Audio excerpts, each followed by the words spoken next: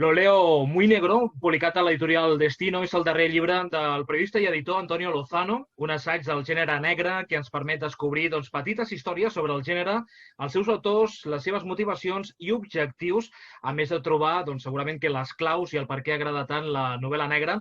Antonio Lozano també és editor de la sèrie Negra de RBA, un dels grans segells dedicats a la novel·la negra. Antonio Lozano, benvingut. Hola, moltes gràcies per tenir-me aquí, molt content.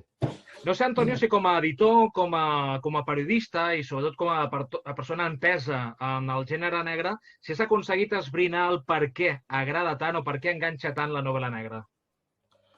Hi ha molts motius, la veritat, darrere d'això. Ja per començar, clar, el crim, el delicte, ens provoca una fascinació ja enorme, perquè, clar, qualsevol persona que hi ha darrere aquí que comet un crim, òbviament sempre hi ha una mena de misteri, no? Què l'ha empès, diguem-ne, a prendre aquesta decisió tan radical en un món, una societat on totes les nostres vides estan com molt reglamentades, seguim uns codis socials, educatius, culturals, i aquell que comet un crim, diguem-ne, que se'n surt d'aquí. I això, per un cantó, ja ens provoca sempre una gran pregunta. Què ha motivat a trencar, diguem-ne, creuar aquesta línia vermella? Ja de per si, un crim ens formula aquesta pregunta existencial. Després, clar, en un segon moment, un primer moment, diguem-ne que nosaltres sempre ens volem posar a distància respecte al criminal, no? Sempre pensem que nosaltres no arribaríem a allò. Però, òbviament, en algun moment, en un pla inconscient o conscient, sempre ens formulem la pregunta, els lectors de novel·la negra, si l'escriptor o l'escriptora ho ha sabut fer bé, si nosaltres, en la situació d'aquell personatge, diguem-ne, com hauríem respost, perquè és molt fàcil jutjar o fer aquesta distància quan, diguem, les nostres vides estan no sotmeses a les crisis o a les exigències d'aquells personatges. Llavors, en un segon moment, també et preguntes realment què hauries fet tu. Llavors et col·loca davant d'un mirall distorsionat o negre que has de formular preguntes, diguem-ne, incòmodes. La bona novel·la negra ens porta a això. Per un cantó seria aquest bloc, però després, òbviament, quan està ben feta, jo les enllaço molt amb les aventures o els contes infantils. Al fons, una investigació, pensem en un model més clàssic d'un detectiu, és una aventura en clau que pot ser més intel·lectual o més física, però hi ha un enigma i acompanyes a un personatge, a un detectiu, una policia, etc., en aquesta cerca d'un culpable. Hi ha molts registres de la novel·la negra. Ja dic, pot ser més intel·lectual, més Agatha Christie, pot ser més Poirot o més Marple, o pot ser més de l'escola hard-boiled, de Chandler i tal. Però, d'alguna manera, jo crec que ens connecta amb el lector nen que vam ser. Jo crec que ens acostem a la lectura i ens agrada, òbviament, perquè el lector pulsa la nostra necessitat, sobretot, d'aventura. I ja dic, ho dic en el moment del llibre, m'estic enrotllant massa, però bueno, ho dic en el moment del llibre. Jo crec que, d'alguna manera, la novel·la negra fa una mica per l'adult el que feien les novel·les d'aventures quan érem petits. I o sigui que que és molt cru a la vida real, que ens porten aquestes preguntes tan, diguem-ne, tan cruentes i tan difícils, però a vegades tan necessàries sobre la condició humana, s'afegeix el fet que ens ho passem bé, diguem-ne, en aquesta cerca, en aquesta aventura. O sigui, serien només un parell de motius, hi hauria més. Sens dubte una bona introducció d'aquest llibre de Lo leo muy negro, on hi ha un capítol que destaques el crim perfecte, però clar, evidentment a la literatura no li interessa el crim perfecte perquè sempre s'ha de trobar un culpable, no? Sí, clar, això és un dels condicionants, diguem-ne, de la majoria de novel·les negres, que òbviament busquen un ordre, una resolució, alguna manera de que tota aquella foscor acabi en un final feliç. Òbviament, la dictadura del final feliç moltes vegades encara hi és. Encara que hi ha algun escriptor que s'atreveix a sortir-se d'aquests paràmetres, però d'alguna manera busquem un tancament que, òbviament, a la vida real no hi és. I això parla de fins a quin punt, òbviament, és un gènere artificiós, que està pensat, òbviament, per entretenir i que ens vol consolar una mica del mal que hi ha allà fora.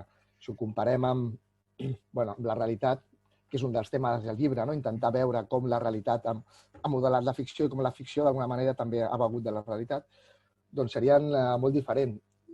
Sí.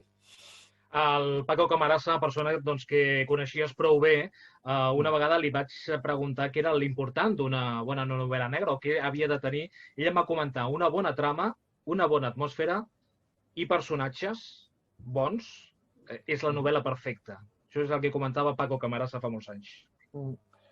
Sí, estic d'acord, però si té aquestes tres coses, ja estem parlant no d'una bona novel·la negra, ja d'una obra mestra. És molt difícil, diguem-ne, conjugar de forma excepcional. Tot, no? Tot, no? Sí. Si realment si un autor o una autora sap tocar bé aquestes tres tecles, té una grandíssima novel·la.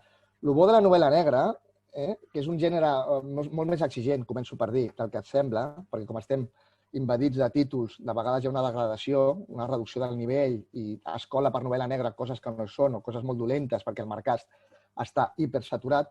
Dit això, el que té bo la novel·la negra és que si tu toques bé un d'aquests aspectes, la pots redimir.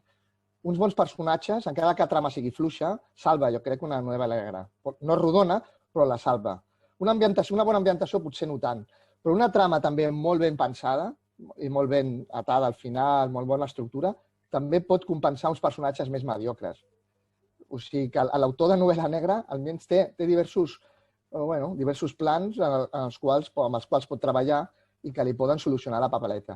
Però estic al cor amb el Paco Camarasa. Home, una gran novel·la negra necessita que personatges, ambientació i trama vagin de la mà, que també és molt difícil de trobar, ja dic. Sí que el gènere, sí que el que ha aconseguit és, sobretot en els darrers anys, que el gènere hagi variat, hagi canviat i hagi hibridat amb d'altres gèneres, no? Com per exemple la ciència-ficció. Trobem novel·les negres dintre d'altres gèneres com la ciència-ficció, no?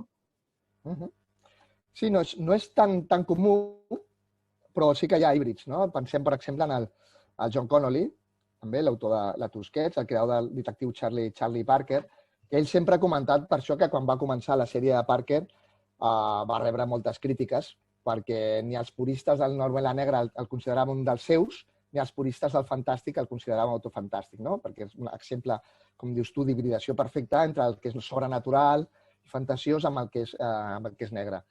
Hi ha formulacions híbrides, és veritat, però no tantes. Jo no sé si aquí, Antoni, és com els equips de futbol, no? Si un és del Barça, no pot ser del Madrid. Si un fa novel·la negra, no pot fer ciència-ficció.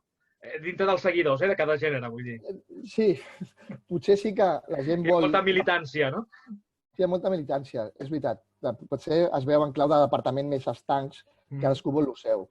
Però és veritat que hi ha propostes d'hibridació, però no són tan comuns. I jo crec que, pel que he llegit, són també difícils de trobar l'equilibri entre els dos mons i fer-los bé. Ja és prou difícil que funcioni dins del seu gènere en particular, que a sobre que funcionin els dos, ja, diguem-ne, és de traca, no? I, John Connolly és un exemple, però clar, John Connolly és un fenomen i no hi ha tants. Al final del llibre comentes que el Ian Rankin va comentar que somia en escriure una novel·la negra sense crim o que aquest es resolgui a les primeres pàgines de la novel·la. Ell somia amb això. Veus possible que algun autor ho aconsegueixi finalment? És molt curiós perquè no sé si és perquè hi ha un sentiment soterrat o inconscient de culpa per treballar un gènere que públicament ho defensen, òbviament, com gran literatura, però és un comentari que m'he trobat de forma repetida. Recordo, crec que va ser el John Banville, el Benjamin Black, que també m'ho va comentar, que ell també aspirava que de fer una novel·la negra que no fos negra, en el fons. És un comentari que diu el Rankin, però que tu trobes una mica. Llavors també em pregunto en el llibre, clar, si fas això ja no seria realment novel·la negra. Com és una novel·la negra sense crims, sense culpables? Potser seria una altra cosa. Però entenc el que volien dir. Jo crec que el missatge que hi ha darrere d'això, i ho veus més en Banville que en Ian Rankin, que al final la trama criminal no és tan important, no? Al final són els personatges, és el retrat de la societat, no? I potser estan farts que els hi ponguin tant l'accent en els seus crims, quan ells es consideren més, potser, novel·listes de cariu més social o més realista i no tan criminals. Aquí no sé si entraria el Petros Márcaris, el seu personatge Jaritos, també en el teu llibre també en fa referència, que assegura que ell crea novel·les des d'una perspectiva doncs, crítica i compromesa, sobretot políticament. Per tant, és necessari que aquesta novel·la negra doncs, tingui aquesta part de la crítica de la societat on vivim. Vull dir que a través d'una novel·la negra doncs, puguem ser més conscients, no? Clar, aquest és un dels grans factors a favor de la novel·la negra, no? La gent, quan pensa només en novel·la negra com una fórmula mòrbida de crims per gent que ens agrada el vessament de sang i que tenim una mentalitat una mica malalta i tal, al fons la bona novel·la negra sempre és sobre alguna cosa més. Realment el crim, al final, és el de menys, perquè a menys que siguis Agatha Christie i tot vagi dirigit aviam de trobar qui d'aquests sospitosos, que és un joc que al final les novel·les d'Agatha Christie són com el Cluedo, no? És més un exercici d'entreteniment que no res més. Si no és això, en el fons el més important sempre és el retrat que hi ha darrere, d'una cultura, d'una tradició, d'una societat, no? Per descomptat. I ara he perdut un moment el fil, però em comentava... Del Cluedo, de fet, en parles també, eh? Sí, del Cluedo parlo. Em deies el Márcaris, clar. Hi ha tota una tradició, òbviament, de la novel·la negra com novel·la de condemna i de denúncia social, que també, ja que ho treus al tema, també és difícil de vegades trobar l'equilibri entre denúncia i entreteniment. Ho dic perquè passava amb Márcaris, a mi personalment, òbviament, sempre les lectures són subjectives, no? De vegades veig massa carregades les tintes, no? Passava amb el González Ledesma, que també era un bon novel·lista, però a vegades sí que es veia massa la denúncia social, no? Llavors, instrumentalitzar la teva novel·la per convertir-la en una arma política també pot ser perillós i oblidar-te més de la cura sobre la trama, els personatges, i és. Però, òbviament, una de les millors coses que té la novel·la negra és que et pot retratar, assenyalar els greuges que hi ha en el cos social, no? No sé si un dels pioners a Europa doncs, van ser el matrimoni suec, el Per Gualú i Mae Jowell, no? Amb aquelles 10 novel·les, no? Que van publicar fa molts anys i que després van continuar d'altres autors, no? Com Mankell o Larson, no? Exacte. Ja no segueixo més perquè de la novel·la nòrdica també s'ha publicat molt i que parlaves abans d'aquesta sobreexplotació, ens han arribat aquí autors que segurament no serien per publicar, no? Clar, això és un altre tema. Anant primer al tema de Per Balú i Meisheval, és veritat que tothom no, molta gent pensa que la novel·la sueca, la novel·la nòrdica, comença amb Mankell, i hi ha gent que pensa que comença amb Larson, però és veritat que els pioners, els primers, van ser aquest matrimoni als anys 70, creant l'inspector Martin Beck, i ells realment estaven en la línia, en la sincronia mental amb el Márcaris, perquè ells pensaven que la novel·la negra la van entendre com una fórmula de crítica social a la falsa idea de que l'estat de benestar suec era modèlic i que era una societat perfecta, no? Ell neix en aquesta sèrie amb voluntat política i denunciativa molt, molt forta. Aquell esperit s'ha anat una mica perdent, i el que dius tu, hi ha hagut diuen un boom de novel·la nòrdica. És veritat que des del moment que es va posar de moda, a partir, òbviament, de Larson, tothom va començar a publicar d'una manera salvatge. A mi me'n faig creus com poden haver-hi tants autors, no? Tants autors de gènere al món nòrdic.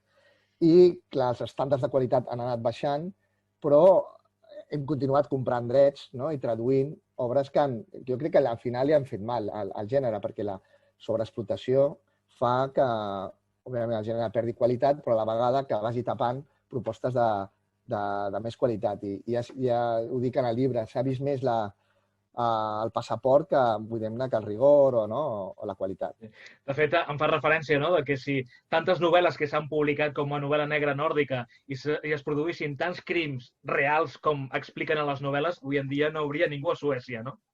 Sí. Hi ha un apunt sobre un altre nòrdic, sobre John Esbon, no? Sí, sí. L'autor en noruec, el creador de Harry Hole, que no sé on vaig llegir-ho i ho reflecteixo en el llibre, que es veu que només hi ha hagut un assassí en sèrie en la història de Noruega, que va ser un metge que un infermer. Crec que era un infermer que matava les seves víctimes injectant-li algun producte, no? Només hi ha hagut un en tota la història del país. En canvi, en qüestió de 10 novel·les, han aparegut 5 ja, no? 5 assassins en sèrie a les novel·les de John Esbon. Òbviament, el gènere necessita formar la realitat, portar-lo, exacerbar-la, no? I crear una distància sideral sobre el que és real, no? I és ben curiós. Ara que parles de la realitat, i abans has fet referència, com no, a un dels grans, que és el John Benville, el Benjamin Black, comentava fa poc, en roda de premsa presentant l'última novel·la, deia que s'horroritza quan veu l'increment de la violència en la ficció. Diu que les novel·les són cada vegada més cruels, fins i tot les sèries de televisió, i diu que aquesta voluntat de la ficció hiperrealista i violenta pot ser molt perillosa perquè no és gens positiu que la novel·la negra vulgui ser molt més brutal i violenta que el mateix món, per tant, que la mateixa realitat.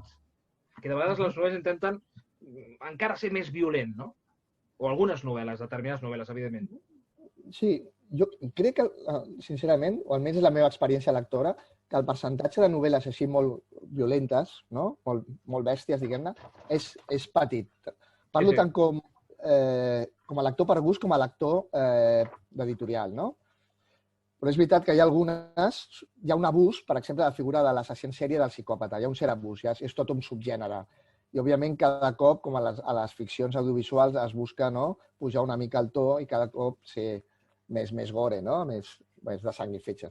Jo crec que per això és petit, diguem-ne, la quantitat de novel·les que busquen això. I per mi, particularment, no m'agrada aquesta mena de novel·la que busca ser sàdica i crec que no té massa sentit.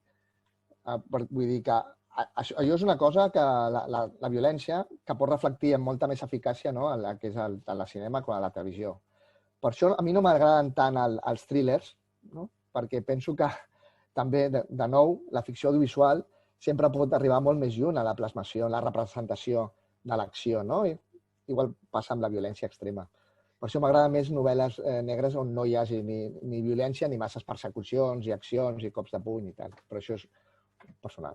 És personal de cadascú, evidentment. Després hi ha novel·les on s'enfoca més a la visió en el personatge, l'investigador, d'altres novel·les més en l'assassí o qui ha comès el crim, i en d'altres on s'explora més el tema de la víctima, perquè trobem novel·les negres on la víctima queda no en un segon, sinó en un tercer o un quart pla.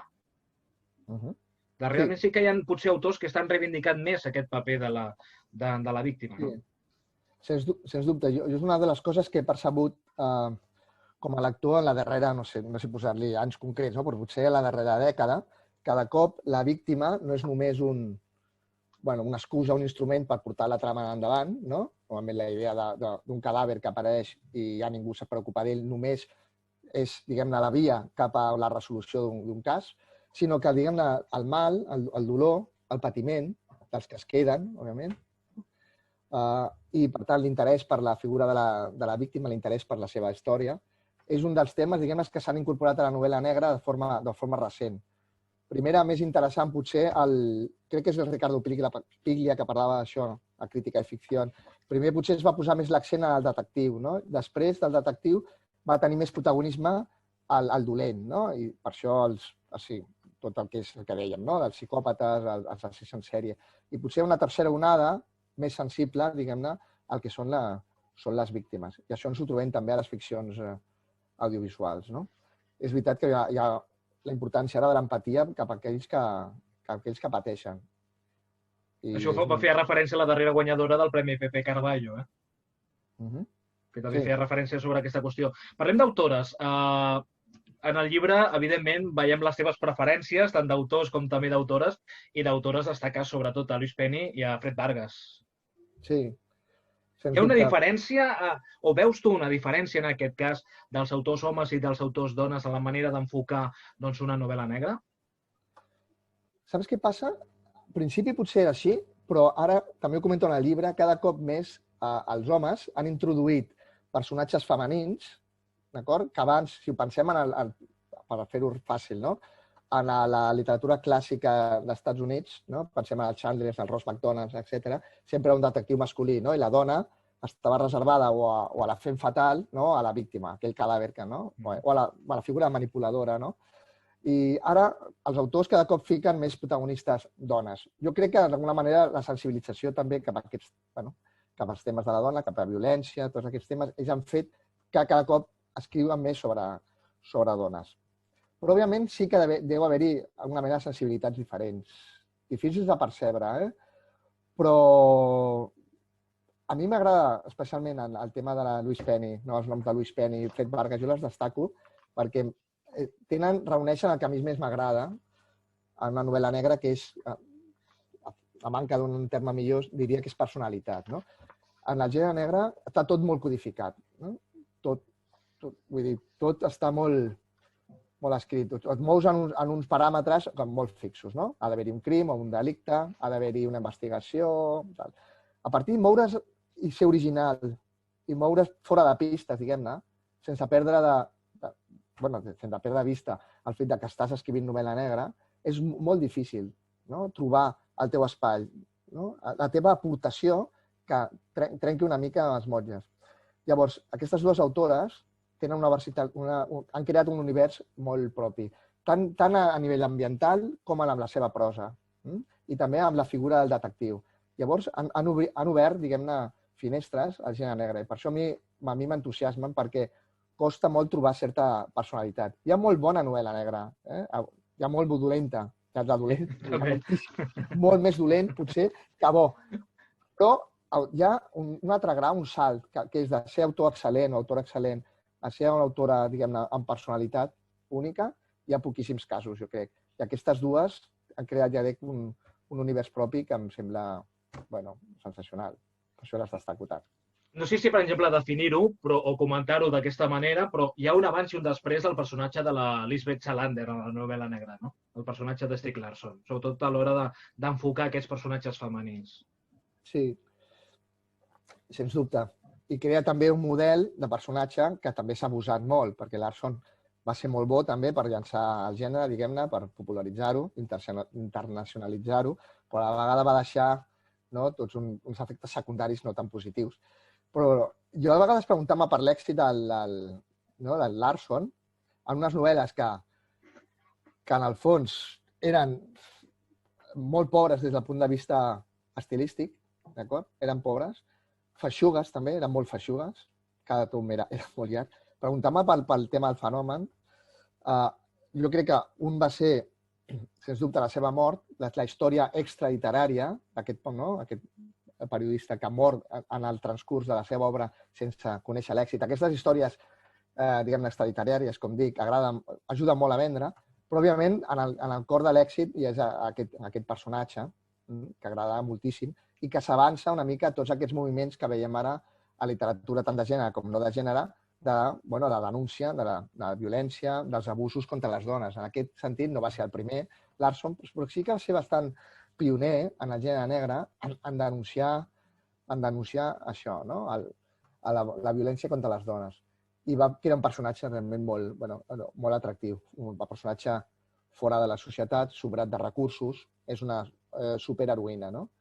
I això va ser la tecla amb la que va connectar a nivell global. Aquí fèiem referència a la novel·la nòrdica i aquesta disputa, no? Entre la novel·la nòrdica, la novel·la mediterrània, el polar francès. Donald León, en una de les visites a Barcelona, quan li van donar precisament el Premi Pepe Carballo, ella va comentar que no li agradava gens la novel·la nòrdica, que era això de la novel·la nòrdica, perquè era una novel·la on només se centrava en l'assassinat i que no gaudien de la gastronomia, no? Que això sí que se'n parla molt quan es parla de la novel·la mediterrània, no? Tenim Camilleri, tenim Manuel Vázquez Montalbán, entre altres exemples, no? Sí. Sí, és veritat, el Marc Aris també diu que detesta els nòrdics perquè no saben viure, els seus policies estan tot el dia menjant porqueria, no descansen i beuen, però és veritat que cada novel·la negra, en el fons, està... Cadascú defensa el seu, no? El seu terreny. I està enquibida dins d'un model, d'unes tradicions, una cultura, una forma de viure pròpia. Això que també s'exagera una mica amb propòsits literaris, però és normal, òbviament, que els nòrdics parlin d'una realitat que els és propera i que és certa que exageren, òbviament, però és veritat que es pot menjar malament, hi ha poc sol, és més trist en allò, el clima no acompanya, en canvi nosaltres, els mediterranis, vull dir, un personatge com els que van crear Montalbán o Simenon, etc., o Márquez, només que gaudeix de la vida, només pot passar en un lloc de clima benigne, diguem-ne, no? on els aliments són... Bueno, la gastronomia és un art, on tens mar i tal. Total, el que estic dient és que al final, òbviament, tota novel·la negra reflecteix unes condicions de vida i jo crec que hi ha lloc per tothom, òbviament. No volem llegir només novel·la mediterrània, no volem llegir només novel·la nòrdica, no? I per sort tenim un ventall tan ampli que podem anar canviant i, bueno, res més avorrit, no?, que sempre llegir la mateixa novel·la. El que sí que trobes a faltar, Antonio, i ho comentes també a Lo leo muy negro, trobes a faltar la novel·la negra una miqueta d'humor. Com a mínim una miqueta d'humor. Sí, és veritat que... Hem de riure una miqueta més, no?, de tants crims, no? Sí, és veritat que és difícil trobar l'humor a novel·la negra, almenys m'ha passat a mi, potser ara hi ha algú que diria, ei, però hi ha aquest i l'altre. Jo he detectat poquíssim humor, per això defenso molt Charles Wilford, no?, l'americà Charles Wilford, que per mi és un veritable geni, que té una de les meves novel·les predilectes, que és Miami Blues, que va ser publicada per RBA abans que jo treballés. Però jo suposo que els espanta, no?, com estan els autors, perquè com estan tractant temes, diguem-ne, tan greus, tan foscos, i és veritat que la vida dels detectius i els policies normalment està plena de problemes, que obrir escletxes d'humor i de riure i tal els deu semblar, suposo, estic teoritzant, els deu semblar difícil. Però jo crec que oxigenen molt la narració i són necessàries, però no sé tu què en penses, però jo veig poc d'humor. N'hi ha poc. N'hauria d'haver potser una miqueta més, o a través dels personatges, no?, o dels protagonistes podrien utilitzar una miqueta d'humor. Doncs estem parlant amb l'Antonio Lozano, l'autor del llibre Lo leo muy negro. Si voleu saber moltes històries al voltant del gènere negre, a més, s'ha explicat d'una manera molt didàctica, perquè en aquest llibre també reculls moltes anècdotes amb escriptors que has pogut conèixer personalment. Hem parlat de John Esmo, hem parlat de John Benville, hem parlat de molts altres autors, com per exemple el James Ellroy, no?, que aquest seria el gran personatge de la novel·la negra, no? Sí. El que té Ellroy és que és una figura molt fascinant, la veritat, el James Ellroy. Els periodistes l'hem patit, el que l'ha conegut personalment el pateix, però a la vegada és una figura fascinant. Per un cantó, perquè té una cosa molt peculiar, que és aquell que ha estat, diguem-ne, justificat per la vida. Malauradament, tràgicament, la vida l'ha justificat per la novel·la negra. Recordem que la seva mare va ser assassinada, no?, quan ell era petit. I una persona molt traumatitzada, que ha tingut molts problemes amb l'alcohol i tal. Això per un cantó que és com una anècdota, però és ben curiós perquè normalment, i per sort, òbviament, els autors de novel·la negra no porten un trauma personal, no?, i no veixen en la seva obra traumes personals derivats del crim. La qual cosa el fa interessant, quan la línia entre vida i ficció, no?, queda diluïda. Però James Ellroy després té una faceta que és la creació d'un personatge, no?, la creació d'un personatge, el perro rabioso, que li diuen, no? Llavors, ell, a les entrevistes, doncs és una personatge que juga a incomodar, no?, juga a tractar-te malament, està bufant, posa cara de fastidi, males puces, diguem-ne. Males puces i t'ho fa passar malament. I obro amb el perfil d'ell, que és una de les pitjors entrevistes que he tingut a la meva vida, perquè vaig trobar un Ellroy ficat en aquest personatge, diguem-ne, desagradable, no? Després es va justificar, anys després, quan vaig tornar a veure, i va donar-me una entrevista molt més bona, que en aquell moment hi havia una dona que li donava molt mala vida i tot allò es va disculpar. Però recordo el comentari entre el pool de periodistes d'aquella primera visita de l'Ellroy, que tots estàvem en plan que va ser realment desagradable el tipus. Però tu podies veure a la vegada que hi havia ja la creació d'un personatge que a ell ja li interessava crear això. Però clar, com a periodista, que t'incomodin no és tan agradable. Però bueno, una cosa és el personatge, una cosa deu ser la persona que no arribes a trobar, a rascar, suposo que només el seu cercle íntim, i després està l'autor, òbviament, que l'autor és colossal, no? Bueno, el temps ho cura tot, al final del temps va donar una segona oportunitat i vas fer aquesta entrevista perfecta amb el James Ellroy. Sí. Abans de finalitzar aquesta entrevista, si et comento o et pregunto, per exemple, digue'm 5 autors de novel·la negra allò imprescindibles. Evidentment la llista és més llarga, no sé si arribaríem a 11 i faríem allò un equip de futbol, no? Sempre, sí. Aquesta va ser una de les propostes que li vaig fer un cop al Philip Kerr, quan va publicar aquella primera novel·la que relacionava novel·la negra i futbol, que em fes una alineació, no?, de qui seria el porter, o qui serien els defenses, els davanters o els migcampistes, no? Podrien ser 10, podrien ser 30 i potser arribaríem a 50. Jo crec que... Bé, primer de tot recomanem llegir el llibre, està clar, eh? Clar. Clar, hi ha molts, però bueno, aviam, sempre és una pregunta que et fa trontollar, perquè òbviament tens tants al cap, cada cop s'acumulen aquí i no et surten, però aviam, jo aniria, òbviament, a la tríada de clàssics dels Estats Units. Jo crec que Hammett, Chandler, Ross McDonald són imprescindibles. De recents em vull oblidar un cop més a Louis Penny, no? I a Fred Vargas, jo crec que fa coses sensacionals. Ha citat el Philip Kerr, que el Philip Kerr també seria en allà novel·la negra de Cariu històric ambientada a l'Anamàlia nazi. Era sensacional. I el Philip Kerr sí que tenia humor. Ara que penso, és un autor que a través de Bernie Gunther, que era un personatge molt chandlerià, molt com Philip Marlowe, era com Philip Marlowe, Walter Lynn dels 40, sí que tenia sentit de l'humor, la qual cosa té un mèrit extra perquè, òbviament, estava en un ambient terrorífic de la història, no? Com era el nazisme. Què més? Charles Willeford, Miami Blues, és una novel·la que recomano moltíssim. Espera, que tinc aquí la xuleta, que no em deixa aquesta. De moment tenim 6 autors. Sí, l'Elizabeth Sangsay Holding també la recomano molt, l'autora de La paret vacía. Va publicar Lumen fa uns anys, no sé si s'han recuperat recentment. Haig de mirar la meva biblioteca, si m'ho permets. Walter Mosley, parlem d'una afroamericà. Walter Mosley és de RBA, però per conèixer, diguem-ne, els conflictes racials dels Estats Units al llarg de la segona meitat del segle XX, Walter Mosley seria un nom, òbviament, imprescindible. Michael Connelly? Connelly, sí, anava a agafar la xuleta, perquè sempre em bloquejo una mica. Michael Connelly m'agrada molt. El que passa és que Michael Connelly ha escrit moltíssim, la qual cosa ha fet que fos una mica irregular, no? I s'ha repetit una mica. Té grans novel·les, però de vegades veig la reiteració, no, Michael Connelly? Et deixes molts, evidentment, perquè són molts els autors de novel·la negra i que, sobretot, de cara al lector, el consell que potser li podries donar és que vagi triant molt bé, no?, aquestes novel·les, perquè hem parlat abans d'aquesta gran superproducció. Hi ha novel·les molt bones, hi ha novel·les bones, no tan bones, i novel·les molt dolentes i dolentes, no? Per tant, doncs, aquí el lector que no es deixi alluarnar dels grans titulars, no?, que això també en fa referència en el llibre. Sí, sobretot hem de pensar una cosa, i això és llançar-me pedra sobre la taulada, perquè òbviament jo també treballo en una editorial, però cada cop els departaments de màrqueting tenen més pes i més força, no? I cada cop, com és una jungla, allò, i estan desesperats per vendre, òbviament el màrqueting té molta força, no? I t'ho venen tot de forma exacerbada, que les faixes, si mires les faixes, cada setmana tenim 3 o 4 obres mestres.